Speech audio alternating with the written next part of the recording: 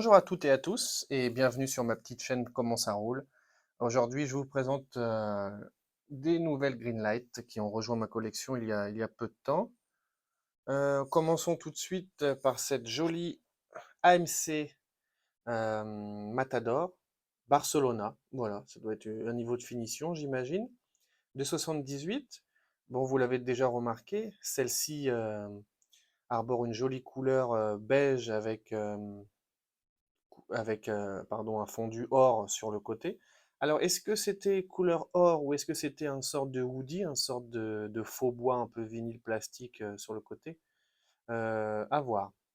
On a même le droit à des jantes or, en tout cas biton, or et chrome. Et si celles-ci ne vous plaisent pas, si vous achetez cette voiture, vous avez possibilité de changer les roues et donc l'essieu également, hein, l'axe là, pour mettre des jolis enjoliveurs chromés.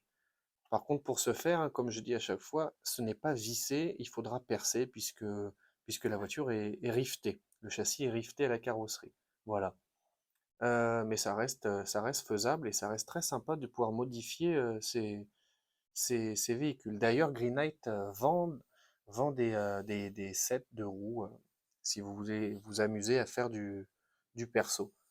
Faudra que j'essaye un jour et je le ferai en vidéo. Ça serait assez rigolo de voir mon niveau ridicule de bricolage sur YouTube. Donc, revenons à la voiture. Une jolie face avant avec un très gros pare-choc chromé, feu blanc extérieur, les clignotants à l'intérieur.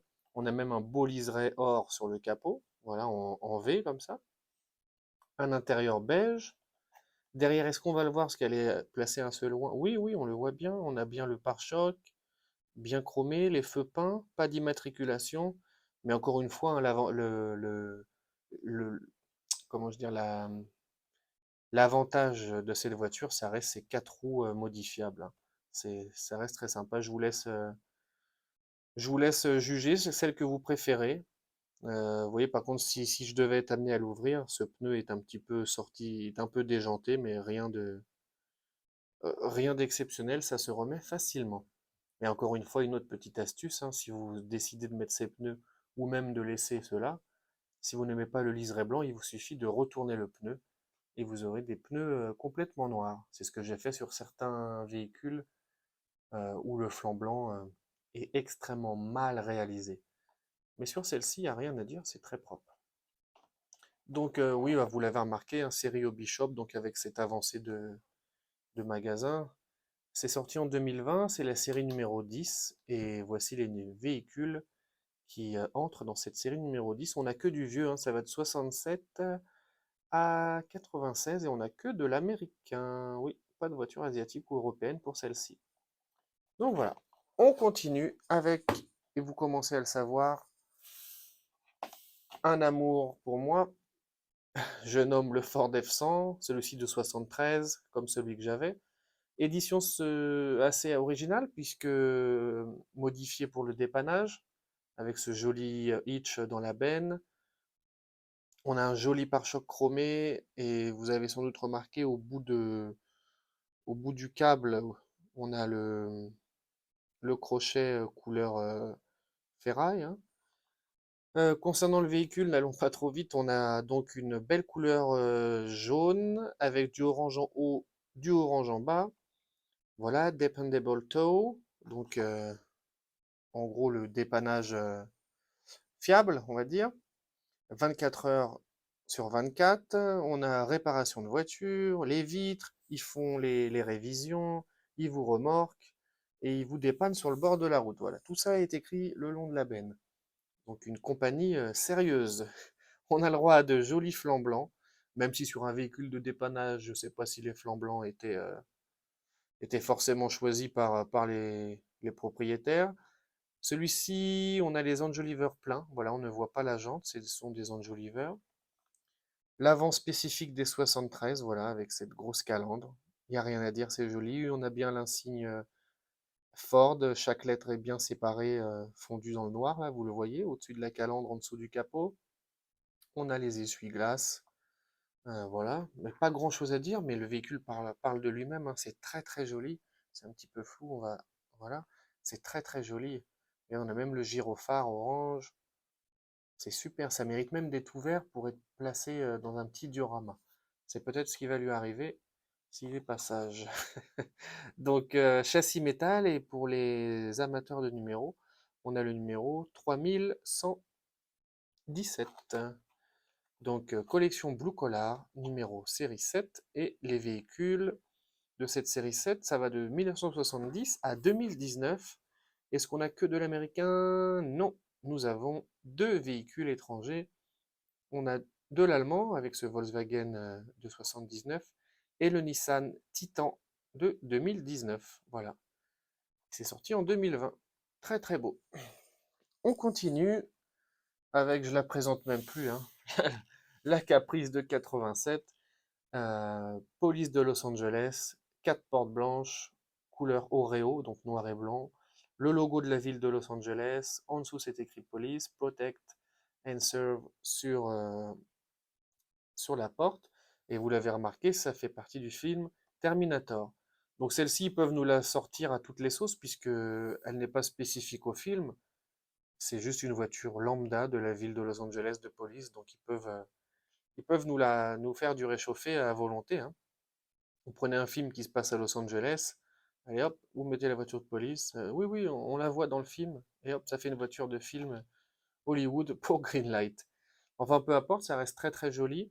On a une jolie rampe, un rouge et bleu. L'avant spécifique des 87 avec ses feux entiers. On a même, je vais zoomer, une belle plaque d'immatriculation. Est-ce qu'on peut se permettre un petit focus? Oui. À quoi correspond le E dans le cercle là? Bonne question. J'en sais rien. Je m'excuse, hein. Que je découvre un peu les voitures, je les regarde pas vraiment avant. J'essaie de les détailler en live. On a le numéro de parc, enfin le numéro de la voiture sur la partie gauche, et sur la partie droite, on a le droit, qu'est-ce qu'on a le droit? Le numéro de la police, évidemment, le 911.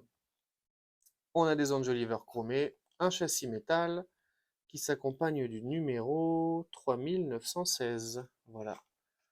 Et là, vous avez le synopsis du film Terminator 2. Et c'est sorti en 2020.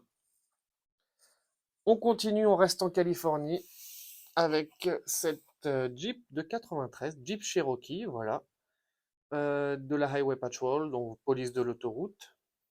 Certains ont dû voir la série Chips. Et ben voilà, Chips c'est ça. California Highway Patrol, CHP. Qu'est-ce qu'on peut dire? Bah, véhicule tout à fait lambda, j'ai envie de dire. Highway Patrol, une seule porte blanche. Même s'ils opèrent également à Los Angeles, évidemment ils opèrent sur toute la Californie. C'est reconnaissable, vous voyez, la ville de Los Angeles, deux portes blanches, l'Highway Patrol, une seule porte blanche. On a bien le toit blanc, une jolie rampe rouge et blanche. Voilà, c'est un véhicule 4x4. On a les belles jantes à trous, un gros pare-buffle qui laisse cacher la plaque d'immatriculation, mais sinon c'est très bien fait. On a bien les rétroviseurs avec la partie grise qui pourrait faire penser au miroir. Ça, c'est très bien. À l'arrière, on a encore une fois la motorisation. Et regardez, vous vous rappelez, je vous ai présenté un Jeep de pompier il n'y a pas très longtemps. On a essayé de zoomer sur la motorisation et c'était un V6. Celui-là, ils ont poussé, ils ont mis 4 litres, donc c'est le V8. Donc voilà, le détail est bien là et c'est très appréciable. Châssis métal, je n'ai pas trouvé le numéro, je le trouve jamais d'ailleurs sur les Jeep Cherokee. Euh, à l'arrière de la carte, bah, c'est la série Hot Pursuit. Ça, vous le savez, hein, la plupart des véhicules de police appartiennent à cette gamme. Série numéro 38. Et si ça vous intéresse de compléter la série 38, voici les véhicules. On a de 74 à 2021 et on a une seule voiture asiatique, la Nissan GTR de Oceanside en Californie. Je suis pas vraiment sûr qu'ils aient utilisé une GTR en Californie, mais c'était peut-être un véhicule démo pour peu importe la raison. Très jolie cette Jeep. On continue, on reste dans du 4x4 avec un Ford Bronco de 74, version surélevée, de belles jantes chromées. Couleur, comment on pourrait l'appeler? Cerise? Bordeaux? Ouais, vous l'appelez comme vous voulez, mais c'est très joli en tout cas. Intérieur noir avec la cage, on a le pare-brise avec les essuie-glaces sur la partie supérieure. Par contre, c'est moi où le véhicule n'est pas très droit par rapport aux roues. C'est peut-être moi. Bon, c'est peut-être moi. Donc l'avant du Ford Bronco, extrêmement reconnaissable, hein. Ces deux gros phares ronds ainsi que les clignotants à coller. Celui-ci a le droit à un petit pare-buffle avec longue portée intégrée. Pour le numéro, cette fois-ci, ils ont été malins parce que la plupart du temps, quand on a un Bronco surélevé avec les barres en dessous, le numéro n'est pas visible. Là, ils ont mis un stickers, 2787. Je vous ai pas parlé de l'arrière, c'est vrai. Regardez, on s'approche. Qu'est-ce qu'on a sur la plaque cette fois-ci? Ok, Pray for Mud. Pour la boue, Pray, je sais pas. Est-ce que ça veut dire qu'il a été fait pour la boue? Je pense, oui, c'est ça. Il a été construit pour jouer dans la boue, hein. C'est ce qu'ils ont raccourci comme phrase, mais pour la plaque d'immatriculation. Oui, je vous l'ai pas dit, c'est un châssis métal. C'est également la série Country Roads. Voilà, vous traduisez ça par route de campagne. C'est la série numéro 13. Ça va de 1967 à 2010 et on n'a que de l'américain. Oui, on n'a que de l'américain ici. Donc voilà, ce n'est pas pour me déplaire. Très joli ce Bronco. En tout cas, plus joli que celui que je vous avais présenté la dernière fois, que je vais sûrement d'ailleurs mettre à l'échange. Vous devez sans doute vous en rappeler pour celles et ceux qui ont vu la vidéo. On continue avec une, sinon ma série préférée, Starsky Hutch, avec une magnifique Chevrolet Nomade. Alors ce n'est pas une Bel Air ou un panel ou ce que vous voulez, la Chevrolet Nomade était connue pour être un wagon ou un break pour mes concitoyens, mais en deux portes, voilà, un break deux portes, voilà, spécifique à la Chevrolet Nomade. Celle-ci est magnifique. J'ai pas terminé la série, donc j'ai pas envie d'aller me spoiler sur Internet, mais il semble que cette voiture doit faire un peu de course dans la série, j'imagine, puisque je vois des stickers ici sur la vitre. Peut-être que je dis des grosses bêtises, hein, mais les jantes me font absolument penser à une voiture de course. Des espèces de grosses jantes chromées avec ces gros pneus à lettrage blanc. C'est possible. On a un toit, alors c'est pas un défaut. Une fois que j'aurai vu la série en entier, je me rappellerai, je me dirai, ah bah voilà, c'est pour ça. Donc on a des espèces de marques rouges sur ce toit blanc, très bien réalisées. Pourquoi elles sont là, je ne le sais pas. Essayez de ne pas spoiler dans les commentaires, ce serait sympa. Concernant les feux, c'est les mêmes que ceux de la Bel Air. Bah d'ailleurs, c'est marqué Bel Air. Alors là, les plus sachants d'entre nous m'expliqueront, puisque c'est une Chevrolet Nomade. Alors, est-ce que c'est une Chevrolet Bel Air Nomade ou c'est une Chevrolet Nomade finition Bel Air? Pourquoi on a Bel Air alors que c'est une Nomade? Je pensais que c'était deux modèles bien spécifiques, ça. À creuser. Donc, bah, j'allais dire, pour la plupart des Bel Air, les feux sont translucides et très souvent mal collés. Ceux-ci sont peints et donc ça ne déborde pas, ça ne dépasse pas, c'est parfait.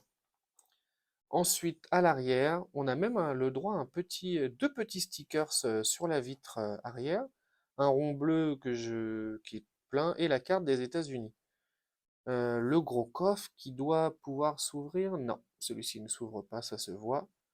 La plaque d'immatriculation, ils ont quand même mis Californie, oui, puisque la série se passe à Los Angeles, mais ils ont changé le nom pour Bay City. À l'avant, j'en ai pas parlé, on a le droit à des phares translucides, c'est bien collé, ça déborde pas. Une belle calandre chromée ainsi que le pare-choc, et on a le droit au bel insigne sur le capot couleur chrome du plus bel effet. Très très bien. Un beau châssis métal numéro 586. Et donc bah, derrière, c'est classique, hein, Starsky Hutch et tout. Voilà, l'affiche de la série. Et ça, c'est sorti en 2019. Et donc on termine cette présentation par un petit pick-up, un S10 Chevrolet de 83, édition rare, roue verte, châssis vert. Alors, c'est la série Vintage Hot Cars, donc les publicités vintage de voitures de l'époque. Et là, ce qui est assez marquant dans cette publicité, c'est qu'aujourd'hui, vous avez remarqué, les constructeurs ne se tirent pas directement dans les pattes. Ils vont pas dire ma voiture est mieux que le pays à côté ou peu importe. Avant, c'était vraiment la guerre. Et puis on avait ce souci patriotique aux États-Unis qui existe d'ailleurs toujours, mais il fallait acheter américain, c'était un acte patriotique. Alors pourquoi je vous dis tout ça? Puisque le titre de la publicité, ici écrit en gras, alors ils expliquent que ce Chevrolet a des capacités de remorquage 2 fois plus importantes que n'importe quel pick-up importé. Donc voilà, c'était une balle directement tirée sur tout ce qui était importé, Toyota, Nissan, Datsun, peu importe. Donc voilà, ils faisaient vraiment leur pub, achetez américain, vous tirez 2 fois plus que les véhicules importés. Donc c'est très sympa cette publicité. D'ailleurs, vous voyez la pub, hein, le véhicule tire un gros bateau avec une remorque double essieu. Donc concernant le véhicule, c'est un S10, je vous en ai déjà présenté un, véhicule de petite taille, voilà, c'est un pick-up mid-size, rouge et noir, ou plutôt noir et rouge, avec intérieur rouge, et celui-ci, malheureusement, je sais que je suis peut-être un petit peu exigeant, mais souvent sur les pick-up, la benne n'est pas alignée à la cabine, et c'est le cas ici.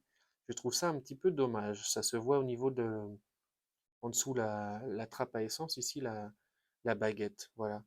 Alors après, pour les fans et ceux qui voient le verre à moitié plein comme moi, on pourrait croire qu'ils l'ont un petit peu trop chargé, que le monsieur a vu la publicité, il s'est dit, bon bah écoute, ça peut tirer 2 fois plus que les autres, on va le faire.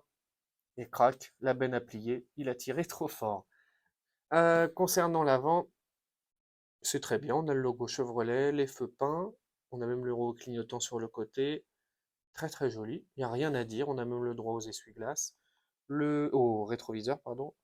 On a le modèle ici, S10 sur l'aile, très très bien. Ensuite, le pare-choc chromé à l'arrière, le logo Chevrolet sur la porte de benne. Voilà, il n'y a pas grand chose à dire. Moi, j'achète vraiment ces voitures, parfois, j'avoue, aussi beaucoup pour la carte. Puisque sinon, un S10 me fait pas rêver, soyons honnêtes. Celui-ci, évidemment, c'est une rareté, comme on peut dire. Ben, je pouvais pas passer à côté.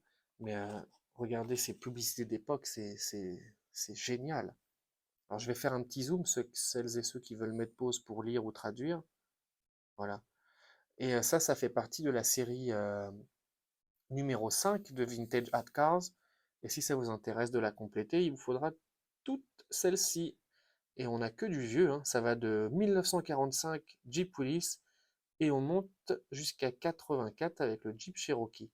Sachant qu'on a une seule asiatique et une anglaise. On a la Datsun 510 de 72 et la Morris, la Mini Cooper si vous préférez, Mini Austin de 67. Donc voilà, ça c'est sorti en 2021. J'espère que cette nouvelle présentation vous aura plu et puis on se retrouve très très vite pour une nouvelle. Merci